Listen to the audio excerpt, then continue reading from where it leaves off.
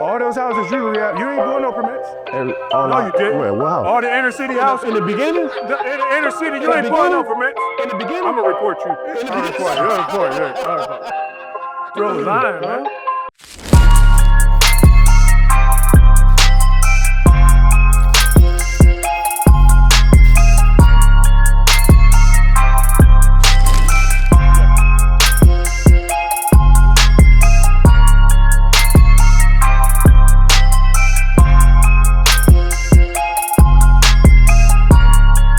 Last 5 years, I've had like 3 evictions. And the process is you got a property manager and the property manager handles the eviction process. So again, I know on social media I may look like a genius, I'm not. I got a team full of geniuses. Like I'm great at a couple things. All the other things I hire the experts to do what the experts do. So when I first started out, I tried to manage my own properties because I was trying to be cheap. That didn't work out too well. I was horrible at management. So I got a property management company that deals with tenants. I don't know the tenants. I'm not trying to know the tenants. So the property management handles renting the properties out. If somebody got to be evicted, they get the attorney that's on the team.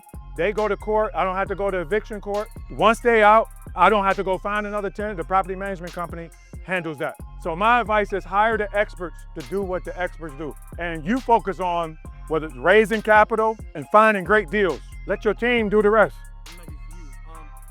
Permits essentially are 1 day unless you change the schematics to the house. I guess I kind of want to ask, as part of fixing and flipping, like what's your attitude in terms of like adding a bathroom or adding a bedroom? Like, is it if it's 2 bedroom, 2 bath, we just making the 2 bed, 2 bath nicer? Or is it like sometimes I'm adding a half bath? Like, what's your attitude towards that, or like how does that affect, I guess? If you want to raise the value of the property, adding a bathroom can always raise. Yeah, if it makes sense to add a bathroom, it'll get you more money on a resale, then you do that. I guess my question is, how often are you doing that? Changing the schematics to add a bathroom, add a bedroom? I've probably done that 1 time in the last 5 years. Again, another thing with me, I like to keep stuff simple. I don't watch HGTV, so I don't watch that. I don't go in and like tear all the walls out. I'm gonna do what need to be done to make sure that the property is safe, functional, it's clean. That's about it. So I'm not going in trying to tear out walls and do all those different things. Retail flips, when I first started, I was doing a lot of retail flips. Today, I don't do a lot of retail flips. I do a few retail flips. I don't really like retail flips. I don't like the time that it takes in the bathroom section trying to figure out the color scheme for the bathroom, the color scheme for the kitchen. Like, I like to move fast, like, you know what I mean? So the retail flips slow me up. Like a lot of my mentees, they like that cute shit, right? Like Giovanni, Andre, Chad, like they like that and they good at that. Like that, I don't like that. I like turnkey flips, because turnkey flips, you're using the same material every time. Okay, it's the same paint, the same counter, the same kitchen, the same bath. This material left over, you take it to the next one. So I like that simple. Retail flip, I really don't like retail flip. Unless the profit is sweet, I do that, but I really don't like that. When you close on a deal, do you got a certain percent buffer for like closing costs or seeing things? Or you just like buy it, like 7% do it type thing? So the question was, do I have a buffer before I buy a property for the unforeseen? I would say 10 to 15% for the things that's gonna come up. You can always expect something to come up. Always expect something to come up. You can expect not to be done on time. So you wanna have 10 to 15% for the just in case. What permit are you using for? What permits am I normally pulling on every house? Every house is different. Most of the time, I'm not pulling permits. Huh? Yeah, that's right. Listen. Hey, listen, people came out to see me because it's something inside of me that resonate with them. Like it's real. They know that it's real and it's uncut. And I don't pull permits. If I'm in the suburbs, I pull permits. If I buy a house that's condemned, I pull permits. If I buy a house that got violations on it, I pull permits. If I buy a house, it ain't condemned, it ain't got no violations, I'm not pulling permits. I'm not having a party with the city for no reason. I'm just not. But I advise you to pull permits. I advise you to pull permits. It's another part that go with that. Like anything that come behind that is like, okay, I ain't gonna pass out. Some of y'all pass out when they say, okay, well, since you ain't pulled a permit, you gotta tear all this drywall back out and do it again. So you know if you would pass out, you know what you could take. See, I could take that. If you can't take that kind of pressure, like get permits, like pull permits. Like that's the right way to do it, pull permits, so you don't have to worry about it. I'm just telling you what I really do. I don't pull permits. Unless, again, it's condemned or got violations. Why did you try to correct me? Cause you want to put you. Hey, look. So he an investor and a contractor, right? All those houses you rehab, you ain't pulling no permits. No, you didn't. Where? What house? All the inner city houses. In the beginning? In the inner city, you the ain't pulling no beginning? permits. In the beginning? I'm gonna report you. I'll report you. I'll report you. I'll report you. You're lying, man. That's why you can't get your following up on social media. People know you're lying. That's a great question. You said, where we hunting these houses down at? This specific property, I got it at the online auction. Online auction. Every week, Cleveland got an online auction. Yeah, sheriff's sale, yeah. So I got this property from the online auction. Yeah, Cuyahoga County Sheriff's Sale. When you go to their website, they tell you everything in detail, what you need to do, how you sign up for the account, the money you got to put in the account. Here's the thing, the auction can be sweet, but it could be sour too. So just make sure that you understand that, because I run into a lot of people that they only heard the sweet part.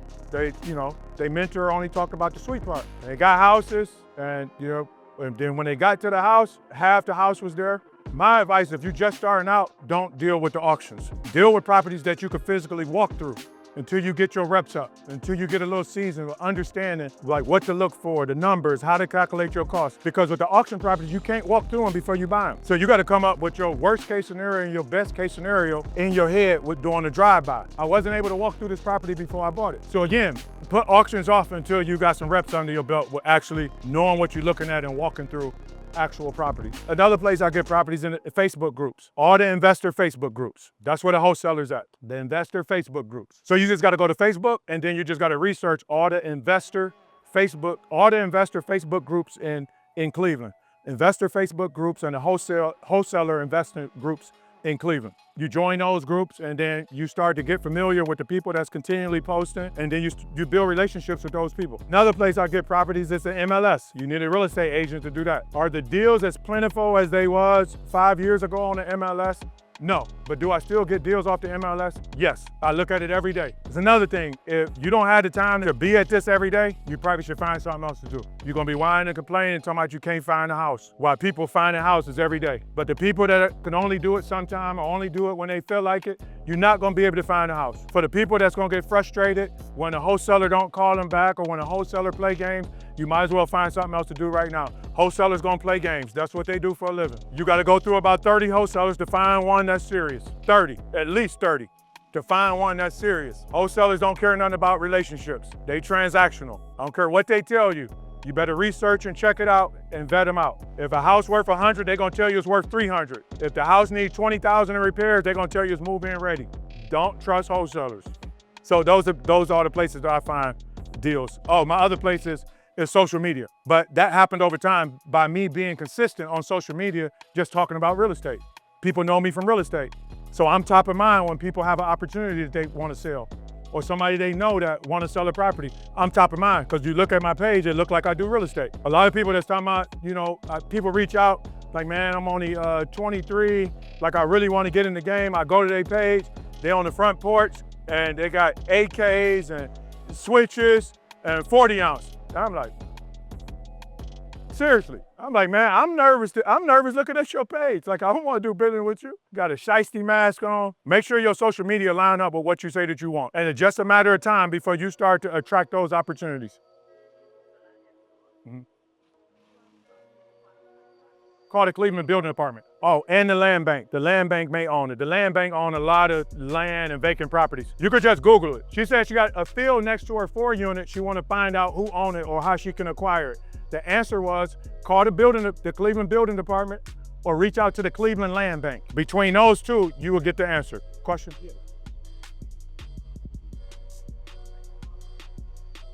So the question was, when you're paying the tradesmen, electrical, plumbing, heating, are you using check, cash, or credit card? Most of the time I'm Zelling or Cash Apping. Sometimes I'm paying with cash. I think that for new investors, it may be wise to pay with something where you got a trail, where you could, where you could track it. I remember, I think a few weeks ago, when they had the auction, I think you went by a property to check it out, and you rolled past it, then you came back. I think they were tearing it down like a day or two.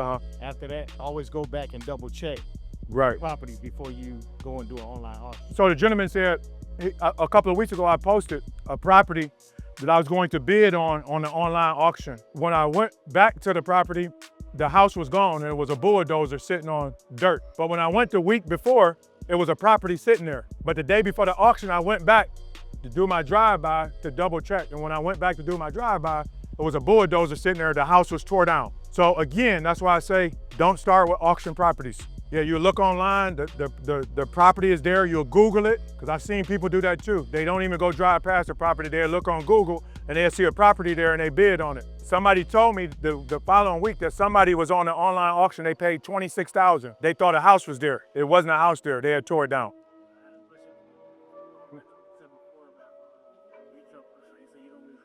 No. He said, I don't really like retail flips. What's my favorite? My favorite is wholesale flips. Wholesale flips basically mean properties that I buy cash that I don't have to do anything to. I sell them and make 20 to 30% return on my money without doing any rehab. That's what I like the most. And my rental income. In those, with the rehab costs and everything, so how would you strategize? His question was, what's the best way for somebody to start out with limited capital? We're gonna get the answer to that when we get back to the room. I got some people coming in specifically to talk about creative ways to get in the real estate game if you got limited capital. I had recently seen a lady, that she purchased a house for $2,000. The question was, he said somebody said that they bought a house for $2,000. Is it really deals out there that you could buy for $2,000? I would say no. $2,000 deals. The cheapest I've seen lately, the auction last year, they bought a house for $2,500 at the auction last year. That's the cheapest I've heard in a while. The cheapest that I ever paid for a property was $1,100 in 2009. I bought a single family for $1,100. I put $6,000 into it and I sold it for $40,000, 2009. Yeah, and then, 2009 was like, let me tell you something about 2007, 2008, 9, 10, 11. The market corrected itself in 2007. When the market corrected itself, AKA crash, they say crash on TV, but it's correction. They say crash on TV because crash make you afraid. When people are afraid, they run. And so most of our people stay afraid because they focus on the news. And so the news use words that make you run because they know that you're not prepared. They know that you ain't really put your capital together to be able to take advantages of corrections, AKA crashes. When seasoned investors hear crash, whether it's real estate, stock market, crypto, what we hear is opportunity. We don't hear danger, we hear opportunity. We hear assets are on sale. So in 2007, 8, and 9, when people were running unprepared, smart investors knew that it was opportunity and it was sales. That's how I was able to get those probably $1,100, $3,500 for properties that didn't need full rehabs. $5,000, $6,000. All the properties I bought in 07 to like 09, probably 10, were under $10,000 that didn't need full rehabs. Taking inventory or hiring contractors. How much like you can handle? So the question was, how much do I let the property manager handle when it comes to doing repairs? So the property management company, anything under $500 that go wrong with any of my properties, anything under $500, they got the go ahead to get it done. So they got a team of contractors. Anything under 500, they can go ahead and get it done. Anything over 500, they got to run it by me. And then at that point, I decide whether I'm gonna let them handle it with their contractors or I'm gonna send my contractors in to do it.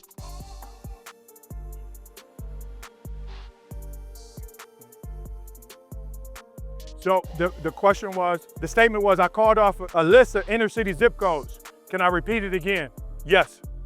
Y'all ready? 44103, 44104, 44105, 44106, 44108, 44110, 44120. Those are all of the inner city zip codes on the east side of Cleveland. Not East Cleveland, on the east side of Cleveland. East Cleveland is its own city. The zip code for East Cleveland is 44112. And my advice is don't buy properties in East Cleveland until you got some reps up under your belt and you fully understand the game.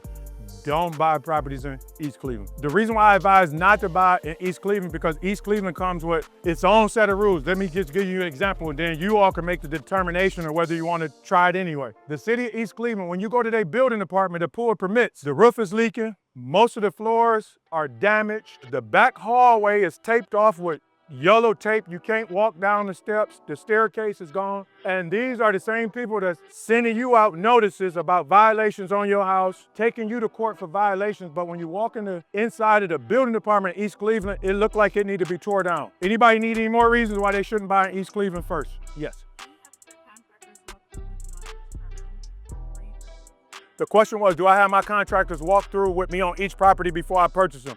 No. And the reason why I don't, because I've walked through hundreds of properties, so I know how to walk through in 20 minutes and come up with my numbers. If you knew, I would advise you to have a contractor walk through with you, or somebody that's experienced walk through with you. Oh, this is another reason why you shouldn't start with auction properties. I bought this property 4 months ago for $43,000. I just got access to the property 4 days ago. So again, when you're dealing with auction properties, you need to be in position to be patient, and you need to have some capital where it could sit. It took 4 months, it could have took longer. I wound up having to work something out with the person that wasn't paying. Had to pay the attorney, go through the whole process. 4 months, and I just got access to it. So when you buy these auction properties and they got tenants in place, I only had, out of all the auction properties I've bought over the last couple of years, I probably only had 2 people that just willingly left. The other people I had to pay and go through a court process to get them out. So I bought it for $43,000 4 months ago, got access 4 days ago. My rehab budget is $35,000. I'm gonna put it on the market for $129,900. Paid $43,000, rehab budget $35,000. I'm gonna put it on the market for $129,900. Your average profit when you just getting started, because you're gonna have some bumps, your average profit on inner city flips net is about 25 grand, 25 to 30 grand on your first flips in the inner city. As you get good, those numbers gonna increase. But starting out, it's gonna be 25, 30 profit. That's the inner city. In the suburbs, you're gonna average about 40. Yes?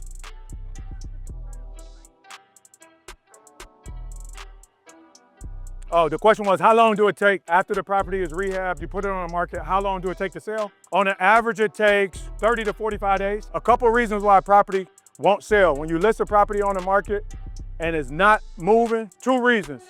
The craftsmanship is not right, that's the work. The work is not up to par, or you got it priced too high. Those are the main 2 reasons why a property won't sell. The craftsmanship not right, or you got it priced too high.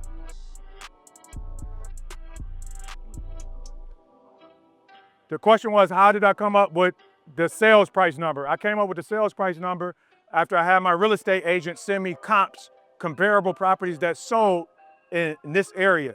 And so I got those numbers, the average of what the property would be worth when I'm done. And so that's how I came up with that number. 15 minutes and we to the next house.